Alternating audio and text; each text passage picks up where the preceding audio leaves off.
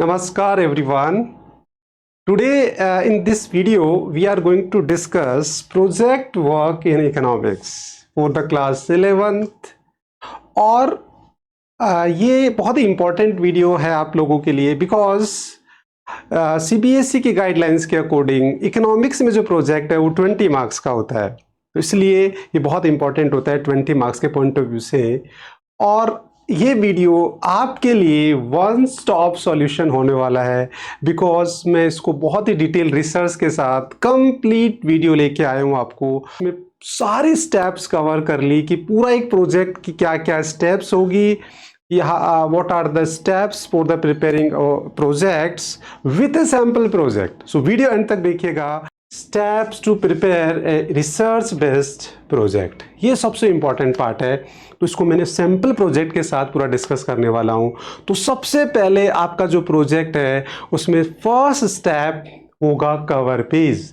Now अब how to develop the cover page, उसके लिए मैंने आपको पॉइंट्स भी लिख दिए हैं और एक सैम्पल प्रोजेक्ट भी आपको दिखा दिया है कि किस तरीके से आप सैम्पल की सबसे पहले आपको टॉपिक का नाम लिखना है टॉप पे, फिर उसके बाद में आपको स्कूल का लोगो लगाना है, फिर सेशन कौन सा आपका वो लिखना है, नेम ऑफ स्कूल लिखना है, इधर सबमिटेड टू टीचर का नाम, ठीक है, इधर सबमिटेड बाय स्टूडेंट का name, roll number.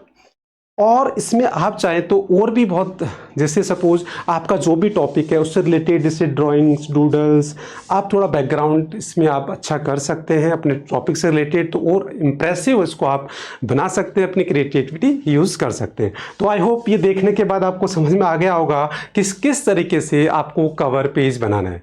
And the cover page बच्चे, first impression is the last impression, तो ये ध्यान रखना है कि कवर पेज हमें बहुत अच्छा सा बनाना है। देन सेकेंड जो स्टेप्स है वो एक्नॉलेजमेंट।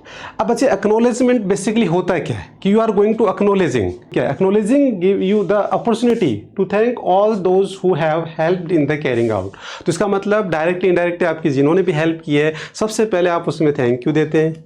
इसके अलावा इसमें आप बेसिकली क्या कर रहे हैं, it should provide the authors statement that declare something be factual, मतलब आपके प्रोजेक्ट के अंदर जो भी आपने इंक्लूड किया है वो सब कुछ ओरिजिनल है, फैक्चुअल है और आपने खुद ने सेल्फ किया है। तो ये सारा डिक्लेरेशन आप जो है वो एक्नॉलेजमेंट में कर रहे हैं, तो इसलिए बहुत इंपॉर्टेंट पार्ट होता है। अब बच्चे इसका जो सैंपल है वो मैंने यहाँ लगा दिया है और सैंपल में देखिए सबसे पहले आप हेडिंग लिख देंगे एक्नॉलेजमेंट की बड़े से लेटर में, और ये जो लैंग्वेज है वो सेट लैंग्वेज आप कॉपी कर सकते हैं। बस उसमें आपको क्या करना, नेसेसरी चेंज करना है, जैसे आपने यहाँ अपना टॉपिक का नाम चेंज कर दिया जो है वो आपने अलग से लिख दिया, टीचर जो है टीचर का नेम आपने अपने टीचर, एक इकोनॉमिक्स टीचर का नाम लिख दिया, इसके अलावा नीचे लास्ट में नेम ऑफ स्टूडेंट, सिग्नेचर। तो ये नेसेसरी चेंज आपको करने हैं, बाकी जो इसकी सेट लैंग्वेज है वो आप एज इट इज़ कॉपी कर सकते हैं और यही वैलिड होती है, तो ये आप ले सकते हैं यहाँ से। तो आई होप आपको एक्नॉलेजमेंट का पेज कैसे तैयार करना है ये क्लियर हो गया होगा।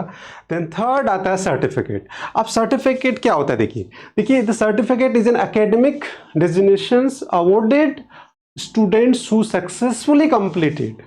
तो ये एक तरीके से आपको एक रिवॉर्ड है, आपको एक अवार्ड है कि आपने अपना प्रोजेक्ट है वो बिल्कुल सक्सेसफुली कंप्लीट कर लिया है, आपका प्रोजेक्ट है एज पर द CBSE गाइडलाइंस बिल्कुल कंप्लीट है, और फाइनली टीचर आपको एक सर्टिफाइड कर देता है। तो इसका मतलब आपका प्रोजेक्ट वर्क बिल्कुल कंप्लीट और परफेक्ट है। तो इसका भी बच्चे आपको सैंपल मैंने आपको दिखाया है, तो आप इसमें सबसे पहले टॉप पे सर्टिफिकेट लिख देंगे। इसका भी सेट लैंग्वेज होती है जो एज इट इज़ आप कॉपी कर लीजिए, और necessary change like name of student, years, और लास्ट में सर्टिफाइड बाय टीचर का नेम चेंज हो जाएगा, जो भी आपके इकोनॉमिक्स टीचर है उनका नाम आ जाएगा।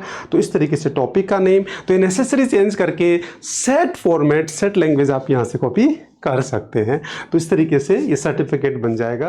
देन उसके बाद में आता है एग्जीक्यूटिव समरी। तो बच्चे summary of all the project by name, executive summary मतलब the summary of all project. तो ये बेसिकली पूरा प्रोजेक्ट बनाने के बाद आपको लिखना होता है। तो शुरू में आप इसका बस हेडिंग डाल के छोड़ दीजिए, पूरा प्रोजेक्ट कवर कंप्लीट कर लीजिए, देन फिर आप इसको लिखेंगे तो ये आपके लिए ज़्यादा हेल्पफुल रहेगा। तो इसको लिखने के लिए आपको मैं एक बहुत अच्छी हिंट देता हूँ और स्मार्ट तरीका बताता हूँ कि इसको आप 5 पैराग्राफ में लिखिए। एग्जीक्यूटिव समरी को, पूरे प्रोजेक्ट को आप समराइज करें तो सबसे पहले आप एक पैराग्राफ आपने लिख दिया कि why did you choose this topic, ये टॉपिक ही आपने क्यों लिया। Then steps involve in the project, भाई आपने स्टार्ट से लेकर लास्ट तक, तो सेकंड पैराग्राफ आपने स्टेप्स का लिख दिया।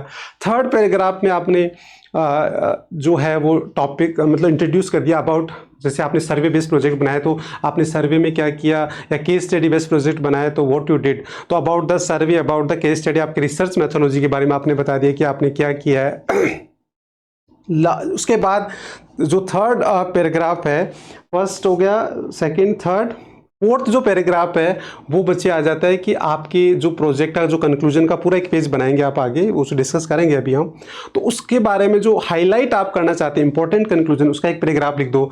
लास्ट में हम एक रिकमेंडेशन का भी पूरा पेज बनाएंगे जो आगे डिटेल में डिस्कस करेंगे, उसमें जो रिकमेंडेशन, जो आपके सजेशन है, जो आप हाईलाइट करना चाहते हो, एक पैराग्राफ उसका लिख दीजिए। इस तरीके से आप 5 पैराग्राफ में अपने एग्जीक्यूटिव समरी लिख के आप पूरे प्रोजेक्ट को समराइज कर सकते हैं, और ये आपका फर्स्ट इंप्रेशन होता है, आपका कॉन्फिडेंस क्रिएट करता है, बिकॉज आप 1 से लेके 2 मिनट तक नॉन स्टॉप आप अपने प्रोजेक्ट के बारे में बोल सकते हैं, because of abstract, because of executive summary, और आप पूरे प्रोजेक्ट के बारे में शॉर्ट में बता सकते हैं कि व्हाट यू डिड एग्जैक्टली। कई बार तो ऐसा भी होता है कि एग्जामिनर आपसे क्वेश्चन पूछता है, tell me about your project, how can you define your project, what you did in project, तो आपने एक एग्जीक्यूटिव समरी बता दिया और इंप्रेसिव तरीके से बता दिया सब कुछ इस प्रॉपर तरीके से, तो नेक्स्ट क्वेश्चन आपके लिए आएगा ही नहीं।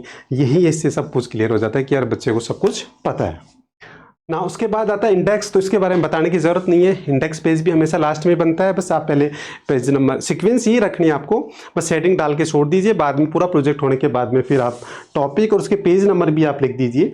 यहाँ पेज नंबर लिखे हुए नहीं, आप चाहे तो पेज नंबर भी लिख दीजिए, टॉपिक और उनके आगे पेज नंबर लिख के इंडेक्स पेज तैयार आप कर सकते हैं। देन उसके बाद में बच्चे इंट्रोडक्शन ऑफ स्टैटिस्टिक्स। अब ये जो हम टॉपिक ले रहे हैं वो बेसिकली जो प्रोजेक्ट ले रहे हैं वो सर्वे बेस्ड प्रोजेक्ट ले रहे हैं, तो सर्वे बेस्ड प्रोजेक्ट में स्टैटिस्टिक्स का इंट्रोडक्शन बहुत ज़रूरी है, और 11th क्लास के लिए ले रहे हैं हम बेसिकली। तो ये स्टैटिस्टिक्स का इंट्रोडक्शन क्यों ज़रूरी होता है, रीज़न बिकॉज हम सर्वे बेस्ड प्रोजेक्ट में बेसिकली जो प्राइमरी डेटा यूज़ करेंगे, और प्राइमरी डेटा जो यूज़ करेंगे तो what is data, what is statistics, कौन सा मेथड हम यूज़ करेंगे, तो उसके बारे में बताना ज़रूरी है। तो इसीलिए हमने इंट्रोडक्शन ऑफ स्टैटिस्टिक्स को इसमें इंक्लूड किया है। तो इसमें आपको बस केवल 4 पेजेस लेने हैं। इसमें सबसे पहले व्हाट इज़ स्टैटिस्टिक्स वो बता दिया, फिर आपने उसके जो डेटा टाइप्स और वो सारा बता दिया कि क्या डेटा होता है, स्टैटिस्टिक्स शॉर्ट में क्या होता है डेटा, और डेटा कितने टाइप के होते हैं वो आपने बता दिया, और उसके कौन कौन से मेथड्स होते हैं ये सारा आपने कवर कर लिया।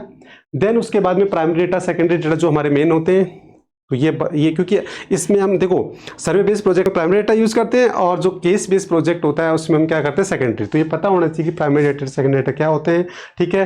फिर जो सर्वे बेस्ड प्रोजेक्ट आप बना रहे हो उसके अंदर आप जो मेनली जो मेथड लेते हैं वो लेते हैं क्वेश्चनर मेथड, तो उसके बारे में बताना जरूरी है कि व्हाट इज़ क्वेश्चनर मेथड, उसके कितने मेथड होते हैं, उसकी क्या क्वालिटीज़ होती है, तो उसके बारे में आपने बता दिया। तो ये यहाँ क्वालिटीज़ हो रही है सारा। भाई आप मिनिमम 4 पेज, और बाकी आप देख लीजिए आपके हिसाब से आप इसको बढ़ा सकते हैं, बट एटलीस्ट मिनिमम 4 पेजेस में आप इसको कवर कर सकते हैं स्टैटिस्टिक्स ऑफ इंट्रोडक्शन को। देन उसके बाद में आता है इंट्रोडक्शन ऑफ टॉपिक। अब जो भी आपने टॉपिक लिया है, तो जैसे इस बच्चे ने लिया है स्टार्टअप, तो ये स्टार्टअप्स का जो इंट्रोडक्शन है, जो भी आप टॉपिक लेंगे उस टॉपिक को आप इंट्रोड्यूस कर दीजिए, और जो इंट्रोडक्शन ऑफ टॉपिक है उसके पेजेस कितने लेने, मिनिमम 5 to 6 तो लेने ही है। बाकी डिपेंड करता है कि अगर आपका जो रिसर्च मेथोलॉजी है वो अगर बहुत बड़ा हो रहा है तो इंट्रोडक्शन को कम कर दीजिए, वहाँ अगर शॉर्ट हो रहा है तो इसको, मतलब इंट्रोडक्शन को आप फ्लेक्सिबल रखिए ताकि आप मिनिमम 30 पेज और मैक्सिमम 40 पेज की रेंज में आपका प्रोजेक्ट बन जाएगा। तो ये इस तरीके से आपको इंट्रोडक्शन को यूज़ करना है। तो जो भी आप टॉपिक लेंगे उसका इंट्रोडक्शन, अगर आपने सिलेबस से बेस्ड टॉपिक लिया है तो आपका इंट्रोडक्शन आपको बुक से मिल जाएगा। अगर आपने कोई न्यूज़पेपर आर्टिकल्स या गवर्नमेंट पॉलिसीज़ या कोई भी करंट इश्यूज़ लिया तो वो सारा आपको ऑनलाइन वेबसाइट्स पे या गवर्नमेंट इन्फॉर्मेशन या न्यूज़पेपर से वहाँ से मिल जाएगा। तो वो सारा इंट्रोडक्शन आपको लिख देना है पूरा प्रॉपर। जैसे इन्होंने पूरा स्टार्टअप के बारे में सारा इंट्रोडक्शन लिखा है, तो इनका टॉपिक बेसिकली क्या है, गवर्नमेंट स्कीम्स है, तो ये सारा गवर्नमेंट साइट्स पे और गूगल पे वहाँ से मिल गया, वहाँ से इन्होंने ले लिया। अगर आपको सिलेबस का टॉपिक लेंगे तो वो आपको बुक से लिख देंगे आप, ये सारा आप इंट्रोडक्शन लिख देंगे इस तरीके से। देन अब सबसे इंपॉर्टेंट पार्ट आ गया रिसर्च मेथोलॉजी। जैसे आपने देखा था कि जो फाइल है उसमें सबसे ज़्यादा मार्क्स का जो टॉपिक होता है वो होता है रिसर्च मेथोलॉजी। अब रिसर्च मेथोलॉजी होती है उसके 2 पार्ट होते हैं, एक सर्वे होता है और एक केस बेस्ड होता है। तो ये जो हमारा प्रोजेक्ट जो हम डिस्कस कर रहे हैं, जो वीडियो, वो बेसिकली सर्वे बेस्ड प्रोजेक्ट पे मैंने ये वीडियो बनाया है। तो इसके अंदर हम सर्वे के बारे में डिस्कस करेंगे, और जो सर्वे होता है वो बेसिकली किस पे होता है, प्राइमरी डेटा पे होता है। और ये हम 11th क्लास में पढ़ते हैं कि what is data, primary data, उसके वेरियस मेथड्स। तो ये सारा इसलिए 11th क्लास में आप अगर सर्वे बेस्ड प्रोजेक्ट बनाते हैं तो ज़्यादा हेल्पफुल रहेगा। और जब आप सर्वे बेस्ड प्रोजेक्ट बना लेते हैं तो फिर आराम से आप सेकेंडरी डेटा का जो बेस्ड होता है, केस बेस्ड प्रोजेक्ट, वो आपके लिए ज़्यादा इजी होता है। डायरेक्टली अगर आप केस बेस्ड प्रोजेक्ट बनाएंगे तो थोड़ा टफ हो सकता है। बाकी ऐसे सीबीएसई की कोई गाइडलाइंस नहीं है कि आप 11th के लिए केस बेस्ड बनाए, 12th के लिए या सर्वे बेस्ड 11th के लिए आप सर्वे बेस्ड बनाए और 12th के लिए केस बेस्ड प्रोजेक्ट बनाए। ऐसा कोई हार्ड एंड फास्ट रूल नहीं है। आप कोई सी क्लास में कोई सा प्रोजेक्ट भी बना सकते हैं, वो आपके टॉपिक पे भी डिपेंड करता है। बट ज़्यादा एडवाइजेबल ये रहता है कि 11th क्लास के लिए सर्वे बेस्ड प्रोजेक्ट ज़्यादा सुटेबल होता है, बिकॉज आप स्टैटिस्टिक्स पढ़ते हैं, उसमें डेटा मेथड सब पढ़ते हैं, उसका एनालिसिस, प्रेजेंटेशन, ये सारा हम पढ़ते हैं। तो ये हमें पहले प्रैक्टिस इनकी करनी होती है, क्योंकि देखो केस बेस्ड प्रोजेक्ट बनाएंगे वो सेकेंडरी डेटा पे होगा, और फिर वो सेकेंडरी डेटा आपको कैसे कलेक्ट करना, उनका एनालिसिस, तो ये एनालिसिस करना सीखना पहले आपको प्राइमरी डेटा के साथ सीखना पड़ेगा। तो इस पॉइंट ऑफ व्यू से तो ये दो तरीके के होते हैं। तो 11th क्लास में बेसिकली जो केस बेस्ड प्रोजेक्ट होता है वो सेकेंडरी डेटा पे बेस्ड होता है, और जो सर्वे बेस्ड होता है प्राइमरी डेटा पे। ठीक है ना। अब यहाँ हमने क्या लिया है, सर्वे बेस्ड प्रोजेक्ट लिया है। तो सबसे पहले सर्वे बेस्ड प्रोजेक्ट में आपका जो पेज बनाना है वो रिसर्च मेथोलॉजी एक पेज बना देना है। उस पर ये लिख के, और नीचे आप लिख सकते हैं कि सर्वे ऑन, टॉपिक का नाम भी लिख सकते हैं कि सर्वे ऑन स्टार्टअप स्कीम्स और वॉटेवर, जो भी आप यहाँ जो टॉपिक है उसके हिसाब से लिख के आप एक पेज लगा देंगे। देन उसके बाद में फिर आता है इंटरप्रिटेशन ऑफ डेटा या सर्वे। जो भी आप सर्वे कर रहे हैं उसका इंटरप्रिटेशन कैसे करना है। तो देखो, जैसे आपने बेसिकली इसमें एक सैम्पल क्वेश्चनर भी आपको लगाना होता है, जो आपके सेट ऑफ क्वेश्चन है वो भी आप दिखा दे सकते हैं एक पेज पे कि ये मैंने सेट ऑफ क्वेश्चंस लिए हैं, ये मेरे क्वेश्चनर से सैम्पल क्वेश्चनर। अब ये क्वेश्चनर क्या होता है, कैसे बनाते हैं, इसका मैं सेपरेट वीडियो बनाऊंगा आपको। और ये हमारे सिलेबस का भी पार्ट है, सेकंड चैप्टर के अंदर क्वेश्चनर मेथड, उसमें हम पूरा पढ़ाते हैं स्टैटिस्टिक्स में कि what is questionnaire, how to prepare, कितने नंबर ऑफ क्वेश्चन होने चाहिए, क्या, ये सारा थ्योरी का पार्ट है जो हम स्टैट्स में पढ़ते हैं। तो वहाँ से भी आप मेरा वीडियो देख सकते हैं। बाकी इस पर एक अलग से और वीडियो बना देंगे। तो क्वेश्चनर आपको बनाना, उसका एक सैम्पल आप लगा दीजिए। सपोज आपने मिनिमम 8 क्वेश्चंस ले लिए, तो उस हिसाब से आप वो 8 क्वेश्चंस और क्वेश्चनर का फॉर्मेट के साथ आप एक सैंपल लगा दीजिए। उसके बाद में फिर आप जो डेटा कलेक्ट करेंगे उनको देखो प्रेजेंट कैसे करना है। तो सबसे पहला फर्स्ट क्वेश्चन आपने सपोज ये लिया, उसके मल्टीपल चॉइस ले लिया, तो आपने क्वेश्चन लिख दिया, उसकी चॉइस लिख दी, फिर आपने उसकी टेबल बना दी, ऑप्शंस, उसका टेली बार लगा दिया, उसकी फ्रीक्वेंसी। फिर आपने बेसिकली आप दो ही डायग्राम में से कुछ यूज़ कर सकते हैं, बार या पाई, ज़्यादा इजी रहता है। आपको ये 9th-10th में भी आपने बनाया तो ज़्यादा कंफर्टेबल रहता है। तो अगर आपको बार डायग्राम बनाना है तो आपको डिग्रीज भी निकालनी पड़ेगी, तो उसके लिए परसेंटेज भी चाहिए, डिग्रीज भी चाहिए। तो ये एक आपका टेबल अलग से और बनानी पड़ेगी। फिर आप उसका पाई बार डायग्राम बना दिया, और उस पाई डायग्राम के बिहाफ पे आपने उसका कंक्लूजन या इंटरप्रिटेशन कर दिया। ऐसे आपको हर क्वेश्चंस का इस तरीके से पूरा आपको बनाना है। तो जैसे मान लो आपने 8 क्वेश्चंस लिए, आपने 10 लिए, तो 10 क्वेश्चंस लिए तो 10 पेजेस बना दीजिए। 6 लिए तो 6 बना दीजिए, 12 लिए तो 12। तो इस तरीके से आपका हर एक क्वेश्चन का एक पूरा पेज एक ही बनाइए। ठीक है, मैंने यहाँ 2-2 पेज एक साथ डाल रखे हैं, बाकी आपको एक पेज बनाना है पूरा। अब जैसे सेकंड क्वेश्चन का पूरा एक पेज बनाया है, फिर थर्ड क्वेश्चन का पूरा एक पेज बनाया। इन्होंने पूरे पाई डायग्राम यूज़ किए, आप इसमें बार डायग्राम दोनों का कॉम्बिनेशन भी यूज़ कर सकते हैं, दोनों में से एक भी यूज़ कर सकते हैं। तो आई होप सबका फॉर्मेट सेम ही है। हर क्वेश्चन का वही हम क्या कर रहे हैं, पहले क्वेश्चन लिख रहे हैं, फिर उसका ये टेबल बना रहे हैं, फिर उसका ये टेबल, फिर डायग्राम, फिर ये। तो इस तरीके से जितने भी आपने क्वेश्चन लिए उतने आपके पेजेस सेपरेट। तो एक क्वेश्चन का एक ही पेज बनाइए ताकि बिल्कुल क्लियर हो जाए, समझ में आए। तो एक पेज पे आप एक ही क्वेश्चन को कवर करेंगे।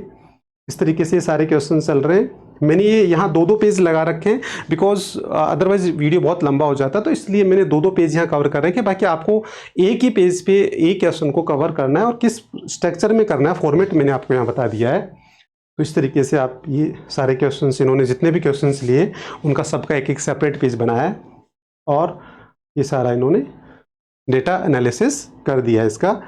तो देखिए, आप ये डेटा एनालिसिस करना सीख रहे हैं, ये आपका लाइफ स्किल्स डेवलप होगा। आपको डेटा एनालिसिस, डेटा इंटरप्रिटेशन आपको समझ में आ रहा है, क्योंकि आपने इस प्रोजेक्ट में क्या किया, डेटा कलेक्ट करना सीख गए, कौन सा मेथड यूज़ करना है, कैसे कलेक्ट करना है, फिर उनको कैसे टेबल बनाना है, कैसे फिर उनका हमें डायग्राम प्रेजेंटेशन करना है, फिर उसको प्रेजेंटेशन को हम कैसे एनालिसिस करेंगे। तो बताइए आपको रियल लाइफ में कितना बेनिफिट हो रहा है कि आप एक डेटा एनालिसिस इंटरप्रिटेशन सीख गए तो आपकी लाइफ में हर जगह काम आएगा। बिकॉज आज के टाइम में डेटा को एनालिसिस करना और उसको यूज़ करके और उससे आप बहुत कुछ कर सकते हैं लाइफ में।